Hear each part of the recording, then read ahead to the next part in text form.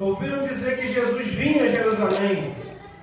Tomando ramos de palmeiras, saíram ao seu encontro e clamavam: Hosana, Hosana, bendito que vem em nome do Senhor, bendito é o futuro rei de Israel.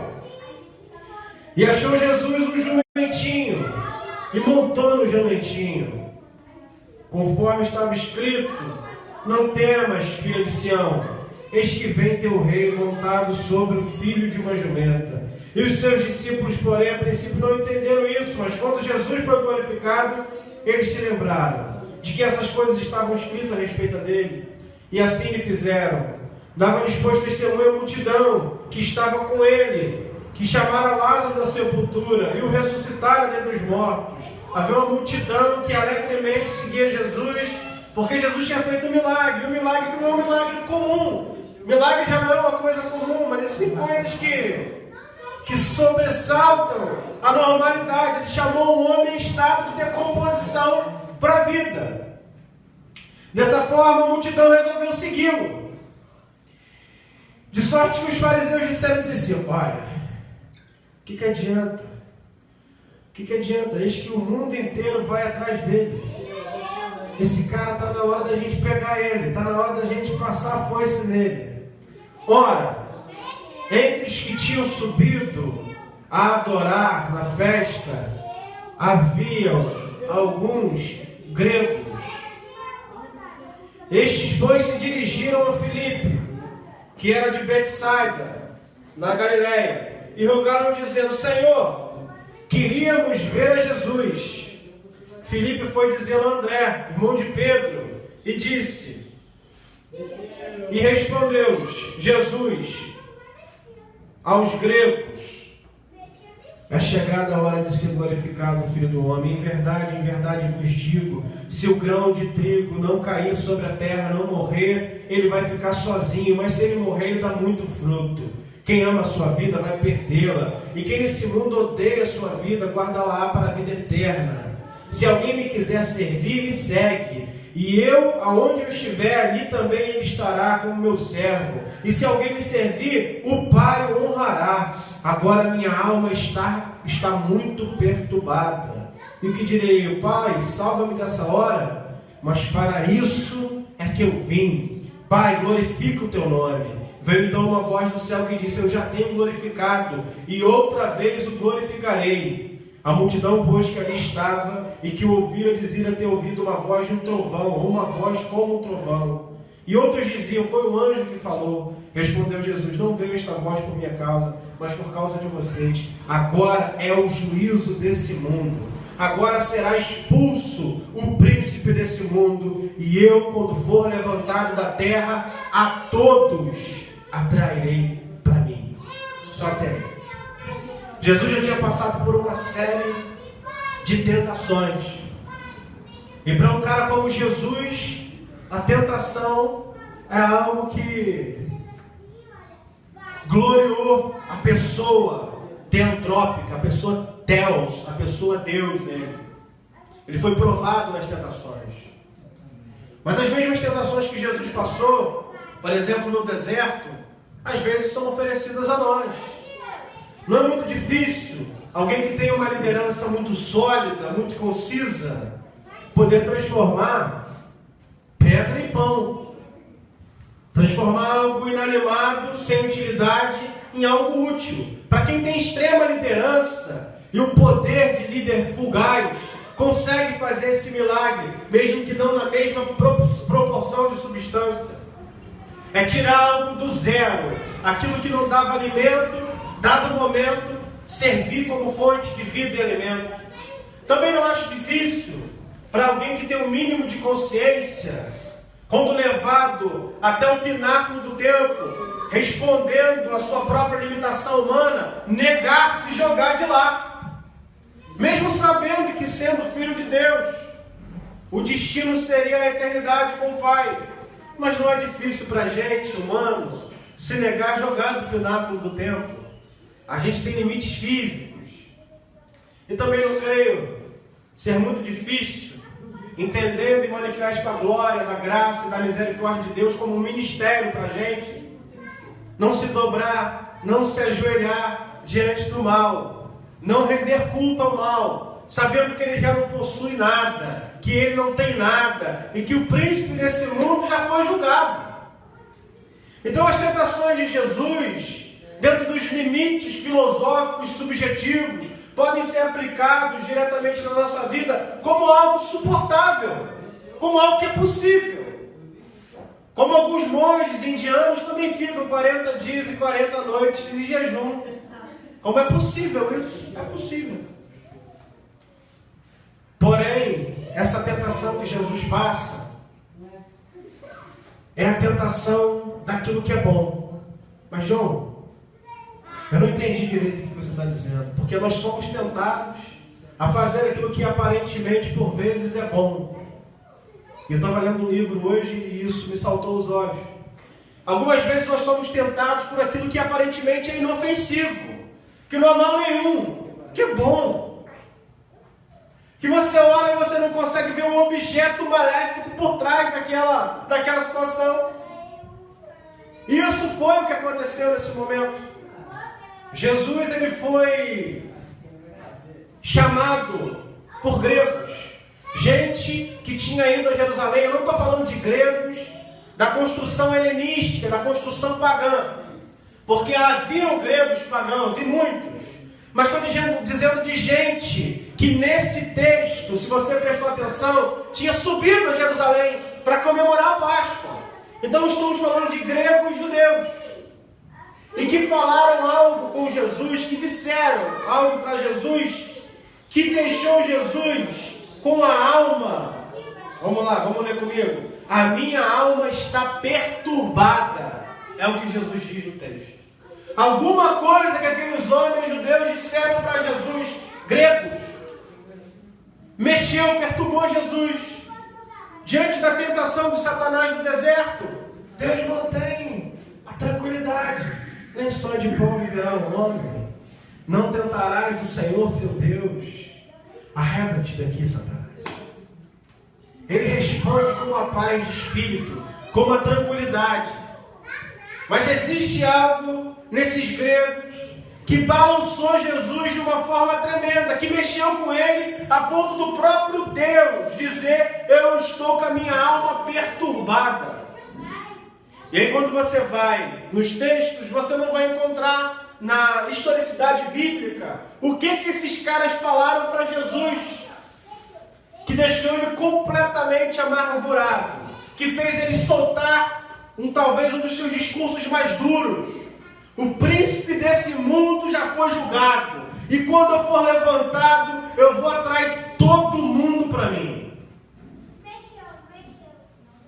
Um tanto quanto apocalíptico, né? Esse texto. E aí você fala: John, mas o que será que esses homens disseram para Jesus? E aí você pode vasculhar a história, que poucos homens se atreveram a descobrir, senão um homem chamado Jerônimo, que resolveu pesquisar a fundo e saber o que gregos convertidos faziam em Jerusalém. E esse achou um rei que viveu entre 100 e 50 depois de Cristo. O nome dele era Anram. Tá? Anram? E ele foi um rei grego, convertido ao Evangelho por um homem chamado Adeu, ou Tadeu, discípulo. E esse homem mandou gregos até Jesus. E existe uma carta que data do 1º século, que diz o seguinte: ora, com a sua construção filosófica, inteligência, você está perdendo seu tempo aí no meio desses homens. Eles são homens religiosos, eles vão te matar. São homens de dura cerviz, são homens de coração duro. Aqui na Grécia, no reino grego, no império greco-romano, você vai ter o seu caminho completamente aberto para ser um grande professor, para ser um homem que ensina, para ser um homem que vai sobreviver. Não desperdiça a sua vida. Esse povo está atrás de você para te matar. Esse povo, ele quer matar você, ele quer te destruir, ele está armando ciladas para você. Eu soube pelos seus apóstolos, pelos seus discípulos, que eles andam tentando te matar. Não joga a tua vida fora. Não morre por isso. E aí a resposta de Jesus agora passa a fazer talvez um pouco mais de sentido. Eu vou ler para vocês. Agora a minha alma está perturbada. O que eu vou dizer? Pai, me salva dessa hora. Para isso que eu vim. Pai, glorifica o teu nome. Não veio a voz por minha causa, mas por causa de vocês. Agora é o juízo desse mundo. Agora será expulso o príncipe desse mundo. E eu, quando eu for levantado da terra, todos atrairei por mim, porque é chegada a hora do Filho do Homem ser glorificado. O Filho do Homem, em verdade, eu digo para vocês que se o grão de trigo caindo na terra não morrer, ele fica sozinho. Mas ele morrendo, ele gera fruto e muito fruto. Quem ama a sua vida, perdê-la-á. E quem nesse mundo odeia a sua vida, guardá-la-á para a vida eterna. Se alguém me quiser servir, me segue. E eu, aonde eu estiver, ali ele também estará. E ele será como meu servo. E se alguém me servir, o Pai o honrará. Agora esse discurso de Jesus passa a ter sentido.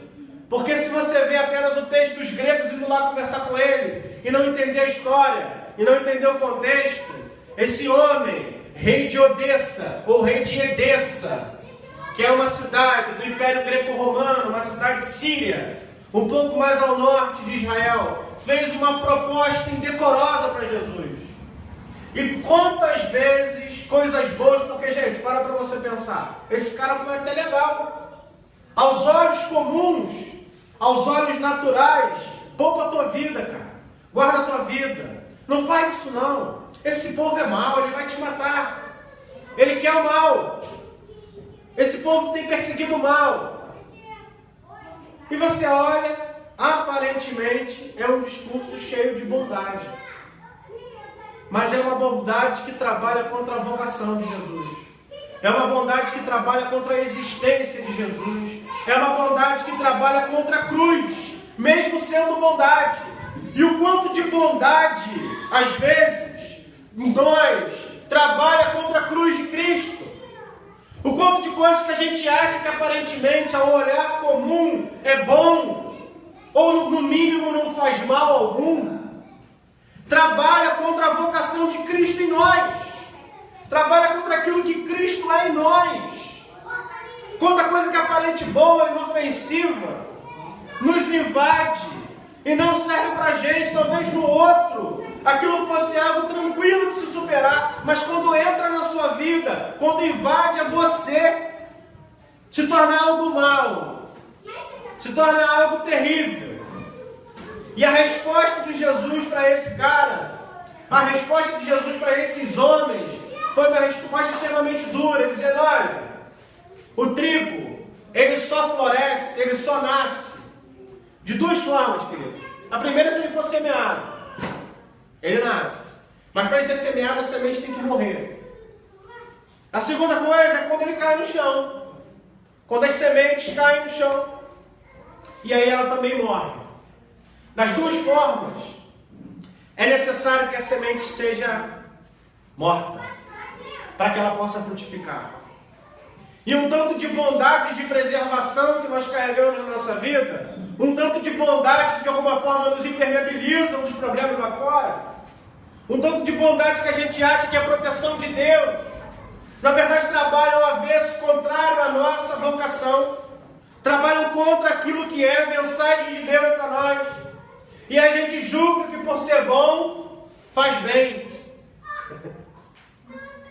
E a gente julga e entende porque é algo inofensivo, talvez algo que a gente chama, abre aspas, de bíblico. É bíblico, mas faz mal. Trabalha contra a vocação de Deus em mim. Me faz retroceder no caminho vocacional.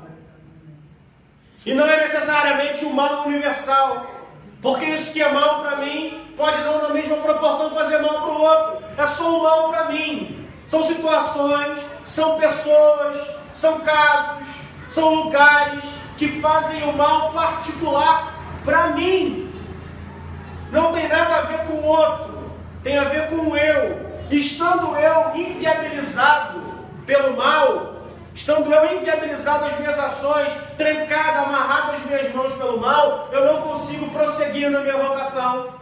É o mal que se faz a mim. São lugares, são pessoas, são jeitos, são palavras, são gatilhos emocionais que de alguma forma nos afetam e faz com que a nossa alma esteja atribulada, balançada. A proposta para o Cristo que morreria, de preservar a sua vida, foi uma proposta que o abalou imensamente. Foi uma proposta que movimentou o Espírito de Deus, algo que atribulou Jesus, porque sabia ele dos planos que haviam de ser concretizados e que toda a humanidade seria traída a ele, através da sua morte e ressurreição. E aí quando você raciocina, quando você interioriza essa palavra, você não consegue compreender talvez o volume de coisas, o volume de situações que na sua vida ficam paralisadas a partir do momento em que você atribula a sua alma com o bem que não faz bem, com algo que não produz em você vida, com algo que é completamente inocente, que entra sorrateiramente, que entra escorregando e que faz um mal danado à sua vocação e que não ajuda você a prosseguir em misericórdia, a prosseguir em graça. Jesus passou por esse momento. Pior do que a tentação no deserto do diabo é a tentação daquilo que a gente acha que é bom. Porque o mal declarado é completamente fácil de você negar e dizer que você não quer. O problema é aquilo que tem aparência de bem, tem aparência de bom. A esse você fica sambando, querido. A esse você não consegue negar. É muito mais fácil ser tentado pelo diabo do que ser tentado por aquilo que você acha bom, mas que não faz bem a sua vocação, que não faz bem a seu chamado. Nós temos uma sedução sorrateira. Nós temos algo que entra de maneira completamente silenciosa na nossa vida, que é o anseio de fazer o que é bom para parecer que é bem. E isso faz com que a nossa alma fique como a alma de Cristo, amargurada, algo que fica completamente frágil. Jesus diz: a minha alma está amargurada, abatida. Essa proposta, essa conversa que veio dos gregos para mim, amargurou a minha existência. Eu estou abalado emocionalmente. Satanás para mim no deserto foi fichinha, foi fácil. Agora essa proposta ardilosa do bem, porque a tentação de parecer bom é terrível. A tentação de parecer que é certo é terrível. A tentação das coisas que parecem boas são pior do que o diabo. Porque entra com a desculpa de que é algo bíblico, é algo certo. E trabalha cuidadosamente, sorrateiramente, avesso à nossa vocação. Então, creio que mesmo que algo bom, mas que trabalha ardilosamente contra a sua vocação, deve ser considerado como mal para a sua vida. Não um mal universal, que trabalha contra toda a humanidade, mas um mal pessoal, que atrapalha o prosseguimento do ministério de misericórdia e graça na sua vida. Jesus experimentou isso, depois de um período extremamente turbulento, após ressuscitar Lázaro. Um período turbulento na qual houve um complô para que matasse inclusive a Lázaro. Jesus experimentou isso porque foi recebido como Hosana. Hosana, bendito é aquele que vem em nome de Deus. Ele passou por um êxtase emocional. Ele passou por um momento de extrema alegria. E logo depois foi abatido pela ardilosa tentação de morrer para quê, cara? Para que morrer, velho? Vamos pensar numa outra coisa que não seja morrer. Tá bom, morrer, mas morrer agora não, cara. Morrer todo mundo vai, né? Mas morrer agora não. Agora você precisa trazer, internalizar para você quais bondades têm trabalhado contra a sua vocação. Quais bondades, por parecer bom e parecer que se faz o bem, têm trabalhado contra o chamado de Deus na sua vida. O quanto a tentação da bondade, de parecer bom, quantos projetos que você acha bom, quantas coisas que você... Porque, entenda, querido, todos pecaram. E eles foram destituídos da glória de Deus. Não é todos pecaram e foram destituídos da salvação de Deus. A humanidade perdeu a glória de Deus, que é aquilo que trazia a humanidade semelhança de Deus. Porque há uma cultura errada, né? A gente acha que todos pecaram e foram separados da salvação de Deus. Então, todos pecaram e foram destituídos de uma glória. Foram destituídos de um caráter. Foram destituídos de uma construção. Traz para mim, irmão, em nome de Jesus. Tá bom.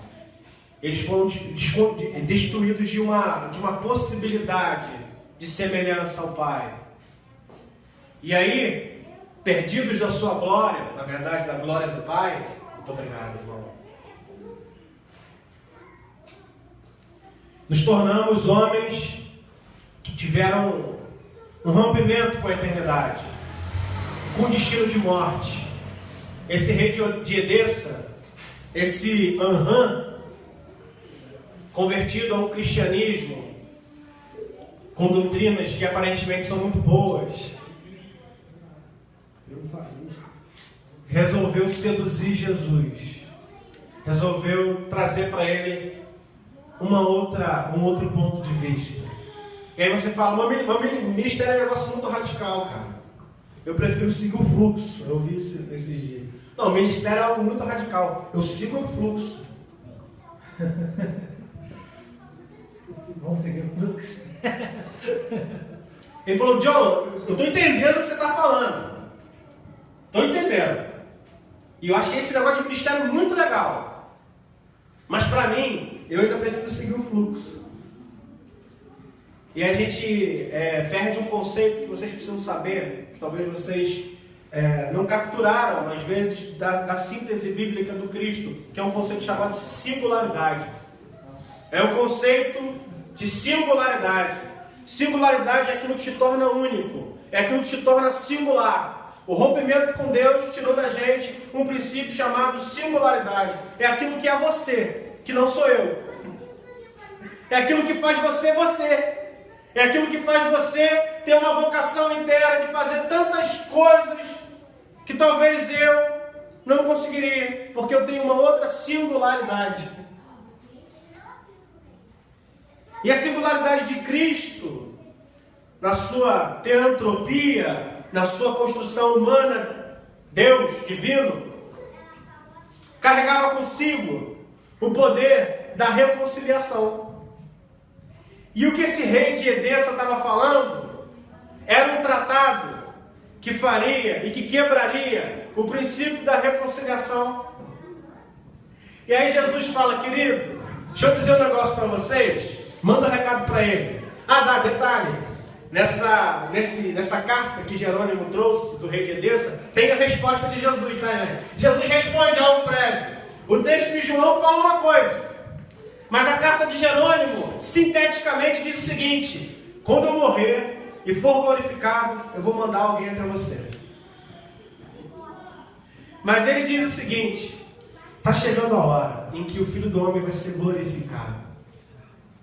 Vai chegar um momento em que eu vou ser erguido e vou atrair todo mundo para mim.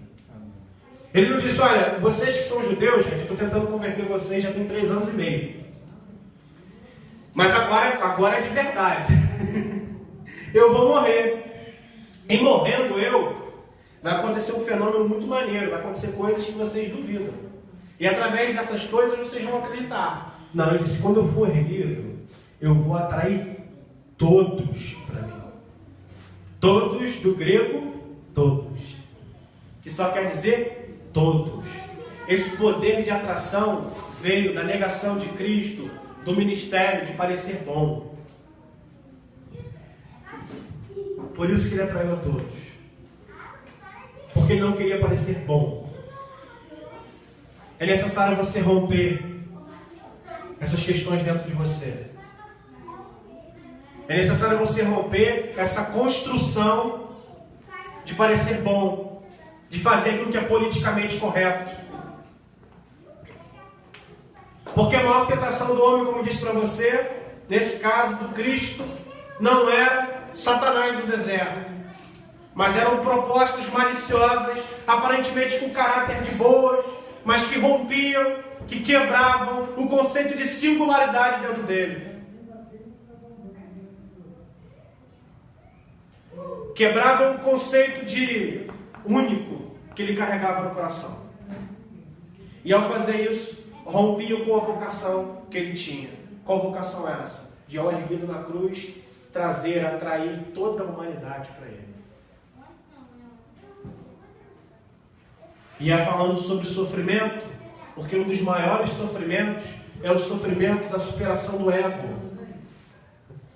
Porque quando você supera, quando você ganha de você, para eu que estou fazendo dieta, é uma parada muito louca, irmão. Eu sinto vontade de comer doce. Hoje, quando eu estava na farmácia, eu fui na farmácia. A farmácia é um local completamente inocente, né? Aparentemente, só tem Novalgina. Quem pode beber Novalgina? Ninguém gosta, né? Entrei na farmácia, tinha uma prateleira com Kit Kat. Eu nunca tinha visto aquilo, cara. Aí aquele Kit Kat saiu da embalagem assim e se abriu na minha mente. Aí vi aquela divisória dos chocolates assim, ó. E ele se quebrando com aquele wafer crocante. E aparecendo aquele pozinho de Kit Kat na minha frente.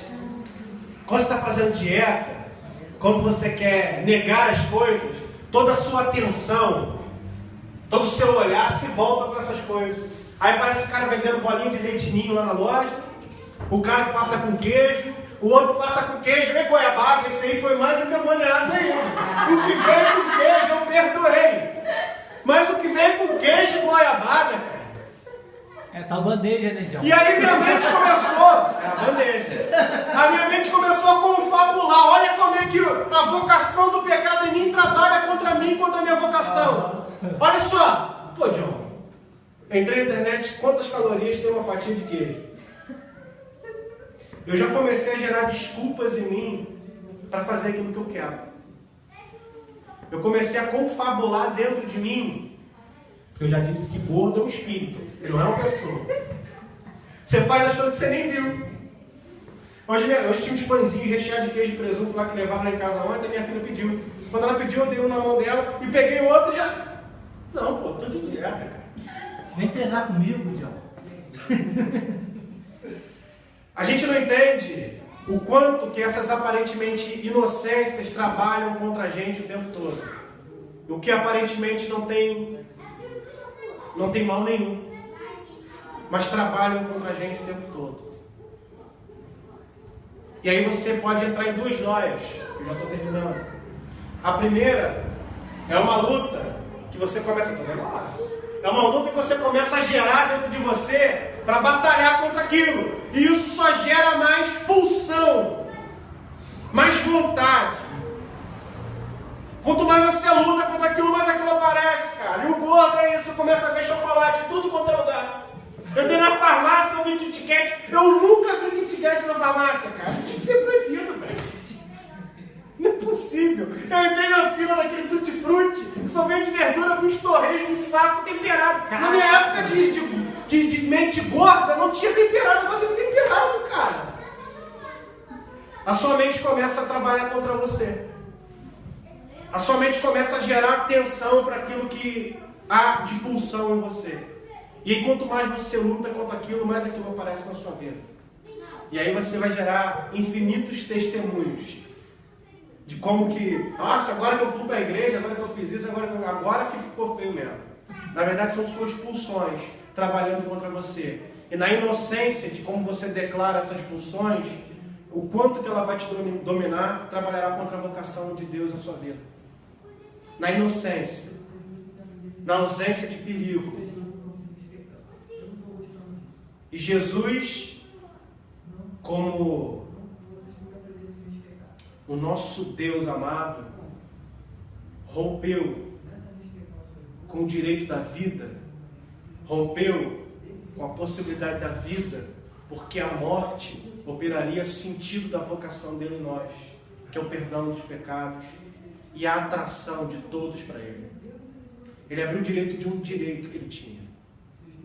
Ninguém mais tinha esse direito do que ele, porque o salário do pecado é a morte.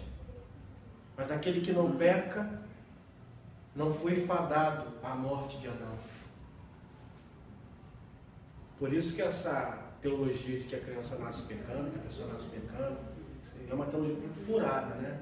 Porque ela parte do pressuposto que tudo que nasce, nasce em pecado. Não nasceu Cristo em pecado, ele foi se perdoando no processo. É meio difícil, né? O homem, ele nasce puro. Vai sentir o desejo. E o apóstolo Tiago fala sobre isso. Vocês leiam a carta do Tiago. O desejo, a vontade, o ter. Porque eu já falei isso com vocês e repito. Porque o segredo do Evangelho não é você ter, é você estar. Porque quem está em Cristo é uma nova criatura. Você ter Cristo. Eu tenho Cristo no coração, tenho Deus no coração. Eu vi também. Eu tenho Deus no coração. Fico imaginando como é que cabe. O segredo do Evangelho é onde você está. Aquele que está em Cristo é uma nova criatura. Nasceu de novo, as coisas velhas passaram. E essa mensagem breve que eu trouxe para vocês tem a ver com a construção daquilo que a gente pode achar de inocente e bem dentro de nós, mas que trabalha o tempo todo contra a nossa vocação. Coisas que aparecem, que aparentemente vão dizer, pô, isso aí é muito bom que você fez. Pô, na época que eu fazia isso, que eu fazia aquilo, era muito bom. A gente tem que começar a avaliar a nossa vida e o nosso caminho segundo a nossa vocação. Porque uma série de coisas que a gente considera bom trabalha contra a vocação de Deus em nós. E nós somos uma igreja vocacionada. Nós não nascemos aqui por acaso, não veio por osmose. De repente Deus foi lá, espirrou e a gente caiu aqui dentro. Nós somos uma igreja vocacionada. Nós temos um direcionamento de Deus. E ainda Deus não mudou aquilo que Ele disse, não. Ainda não. Ainda está dizendo as mesmas coisas. E Deus ainda está dizendo para você o tempo todo, perdoado. Perdoados são seus pecados. E esse é o ministério da igreja de Cristo. É declarar para o mundo que seus pecados foram perdoados. É o ministério da igreja de Cristo. O que a gente comunica aqui, como que a gente comunica aqui, é um assunto completamente particular à vocação de cada um. Mas a igreja, no conjunto, os seus membros, na construção, na amplitude que se tem no conjunto, ela declara para a humanidade que ela foi perdoada. E isso foi graças a Cristo, que não cedeu ao bem, que não cedeu aquilo que aparentemente era bom, mas seguiu na vocação daquilo que ele foi chamado a ser. Então isso é uma mensagem para você. A tentação não é sempre alguém com chifre e rabo que vai aparecer na sua vida. Às vezes a tentação é algo que aparentemente é inocente, é bom, mas que rompe com a singularidade e com a vocação de Deus em você. Mas aparece. Amém? Quero orar por vocês para a gente encerrar. Eu sou um cara pontual. Vamos levantar? Para acordar? Senhor Deus, eu te agradeço e peço que o inimigo da nossa alma não roube a mensagem do nosso coração, que ela permaneça em nós, ela frutifique em nós e que essa mensagem possa morrer para gerar vida, Senhor. Assim como tudo aquilo que você exemplificou, Senhor, que cai na terra, precisa morrer para que gere vida, que isso morra em nós e que a gente não tenha medo de cair na terra e morrer, Pai, para que isso de fato gere vida para o outro, Senhor. E que essa tentação do politicamente correto, que essa tentação de sermos bons, de parecermos bons, não corrompe em nós esse princípio de singularidade, Senhor, esse princípio de vocação que o Senhor tem em nós, Senhor, para que a gente possa seguir o alvo de forma completamente competente, porque o que carregamos em nós é poderoso, Senhor. O que carregamos em nós, Pai, é a mensagem do perdão do Evangelho, Senhor. E essa mensagem precisa ser levada, Senhor. A humanidade precisa ser reconciliada, Senhor. Que a humanidade possa ser reconciliada contigo, Deus. E que a humanidade, daquilo que me cerca, e todos aqueles que me cercam possam ouvir essa mensagem, não como algo falado, Senhor, mas que a gente viva uma mensagem de misericórdia na vida, de perdão na vida. É necessário continuar, Senhor. É necessário prosseguir, Senhor. Nos dá o tempo todo, Senhor, metas, avanços, Senhor, para que a gente possa continuar compenetrado nessa missão, Senhor. Essa missão é tua, ela não nos pertence, a gente está aqui fazendo aquilo que o Senhor nos dá como graça fazer, Senhor. Obrigado. Obrigado por essa graça de participar da sua mesa, de participar do seu reino, de sermos chamados seus filhos, mesmo não merecendo nada, Pai, mesmo não tendo em nós bondade alguma, e toda bondade, ou grande parte da bondade que acontece em nós, é a bondade do desejo de parecermos bons, Senhor. Nos ajude, Pai, nos livra desse desejo, e que essa mensagem da cruz que arrebata todos que olham para ela, possa ser revelada em nós, Senhor, e que essa mensagem permaneça e ecoe para a eternidade em cada um que está aqui, Senhor.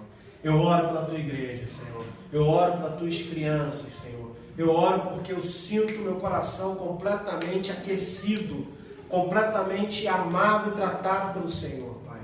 E esse amor, Senhor, precisa se multiplicar, Senhor. Esse amor precisa avançar, Senhor. Obrigado pela tua igreja aqui no Cordoeira. Obrigado pela tua igreja espalhada na terra. Cremos que existe o Evangelho destilado em toda a terra, Senhor. E acontecendo em toda a terra esse Evangelho, que ele também possa acontecer primeiramente em nós, Senhor, para que a gente consiga manifestar esse amor de forma concreta, vívida e de forma pontual, aonde quer que a gente esteja, Senhor. Obrigado por essa mensagem, obrigado por esse carinho que o Senhor tem tido com a gente, Senhor. Que os teus sonhos têm permanecido e o Senhor tem nos dado cada vez mais novos sonhos, Senhor. Que a tua igreja possa voltar a sonhar, Senhor.